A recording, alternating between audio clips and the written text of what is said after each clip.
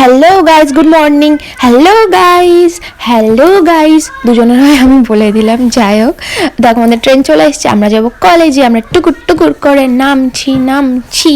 তারপরে আমরা ট্রেনে পৌঁছেও গেছি, দেখেছো? ম্যাজিক এসব। পুরো নামলাম না, ট্রেনের মধ্যে পৌঁছে গেলাম। যাই হোক, এরা দুজন খুব চিন্তায় মগ্ন আছে, জানি না, মনে হয় খেতে দেয়নি এদেরকেও, কিন্তু এরা দুজন না খেয়েই যাচ্ছিল। উপোস ছিলাম একমাত্র আমি। এরা না নেক্সট দিন সরস্বতী পুজো দেবে তাই।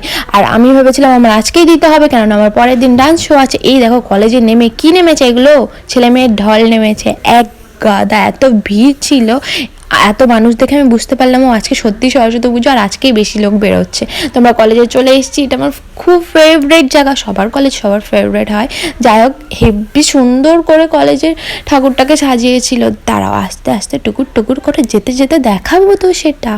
আমি না এখান থেকে যেতাম কলেজে, যখনই ঢুকতাম এখান থেকে, মানে এখান থেকে ওখান থেকে টাকটুক দিতে দিতে ঢুকতাম। যাই হোক, এখানে না ডিজেই ধামাকা হবে, ওই জন্য জায়গাটা করছে। এই দেখো সরস্বতী ঠাকুরকে সবাই তাদের টুক করে প্রণাম করে না, খুব সুন্দর। আর সবাই তো সরস্বতী ঠাকুরের সাথে সেলফি তুলতে ব্যস্ত। যাই হোক, আমি তুলিনি, ঠাকুর আমাকে এমনিতেই পাপ দিয়ে দেবে ঠাকুরের সাথে সেলফি তুললে। সো এখানে দেখো, এখান থেকে যতটা দূর দেখা যাচ্ছে ততটাই দূরই আমাদের কলেজের মাঠ। এতটা বড় মাঠ, এখানে ফাংশন হয়, যখন কোনো অনুষ্ঠান হয় বড় বড়। তো আমরা এখান থেকে যাচ্ছিলাম। এই দেখো ইউনিয়নের রুমটা কত সুন্দর সাজিয়েছে না, হেবি সুন্দর লাগছে। যাই হোক, কথা বলতে বলতে বেঁধে যাচ্ছে, এত স্পিডে বলছি। তারপরে আমি যাচ্ছি টুকুর টুকুর করে। এই দেখো আমাদের খাবার বন্দোবস্ত হচ্ছে। এখানে ছিল ফ্রায়েড রাইস আর আলুর দম, খুব সুন্দর দেখাচ্ছিল। হ্যাঁ, এতগুলো সবাই খেয়ে নেবে, আমি এটাই অবাক হয়ে যাচ্ছিলাম। কিন্তু সিরিয়াসলি এত লোক লাইন দিয়েছিল না, এতগুলো তো হবে না মনে হচ্ছিল। যাই হোক, আমি একটুখানি নকশা করলাম ঠাকুর, সরি। তারপরে আমরা পুজো দেওয়া হয়ে গেছে, বাট আমি সেটা দেখাইনি, কেননা ঠাকুর আমাকে পাপ দেবে বললাম না। তারপরে আমরা লাইন দাঁড়ালাম, অনেকক্ষণ লাইন দাঁড়াচ্ছি। আমার খিদে পেয়েছিল, যেহেতু তখন 2:30 প্রায় বেজে গেছিলো। তারপরে কত লোক দেখেছো আমাদের পেছনে দাঁড়িয়ে গেছে। এই দেখো আমাকে থালা দিয়েও দেবে এক্ষুনি। এই দেখো আমি থালা নিয়ে হাওয়া খাচ্ছি। আর তারপরে এখানে সবাই আসছে যাচ্ছে, একটু ভিডিও করে নিলাম। তারপরে এই দেখো, আমার আসার আগে ফ্রায়েড রাইসটা ওখানে খতম হয়ে গেছিলো, আবার নতুন একটা এটাকে গামলায় করে এনে রেখেছে। তারপরে সবাইকে দিচ্ছিল। আমি ভাবছি কি আমাকে দিচ্ছে না কেন, ও আমি তো ওদেরকে পেছনে আছি, আমাকে তো তারপরে দেবে, তাই না? এই দেখো আমি দিয়ে হয়ে গেছে, নিয়েছি। আমরা একটু খেয়ে কেমন যেন আর বেশি খেতে পাচ্ছিলাম না। তারপরে যাচ্ছি আমরা ডান্স করতে। এরকম পোজ দিয়ে শাড়ি পরে অবশ্যই ডান্স করাটা খুব টাফ, বাট আমার কাছে টাফ না, কেননা আমি যেখানেই গান চালিয়ে দেবে সেখানেই নেচে দিই।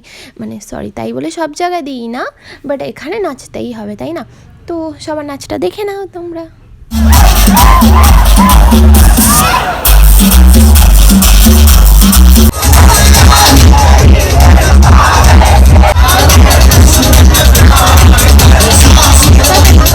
আমার ক্লিপ খুলে গেছে। তারপরে আমি আসছে বছর আবার হবে করছি হাত থেকে, আর আমার হাত থেকে ক্লিপ পড়ে গেল।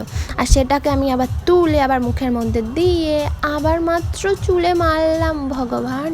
তবে যাই হোক, হয়ে গেল। তারপরে আমি আর বললাম আমি আর কোনো ঢং করতে পারছি না, আমি এখন বাড়ি যাবো, আমার ঢং শেষ, এখন বিকাল হয়ে গেছে। তারপর ডাউন ট্রেনটা চলে আসলো, ওরা উঠে চলে গেল, বাবা বাঁচা গেল, একটুখানি ভিড়টা কমপ্লিটলি ফাঁকা হলো। তারপরে আমাদের ট্রেনও আসবে। যাই হোক, আমাদের ট্রেন আসলো, আমরা উঠলাম, আমরা নেমে গেলাম, বনগাঁয় চলে আসলাম। আমরা কিচ্ছু দেখাইনি, সব ম্যাজিক, একবারে চলে আসলাম গাইস, টুরি মারার সাথে সাথে চলে আসলাম এরকম। সো ভিডিওটা কেমন লাগলো তোমরা অবশ্যই বলবে। এটা ছিল আমাদের সরস্বতী পূজার ব্লগ। Bye bye.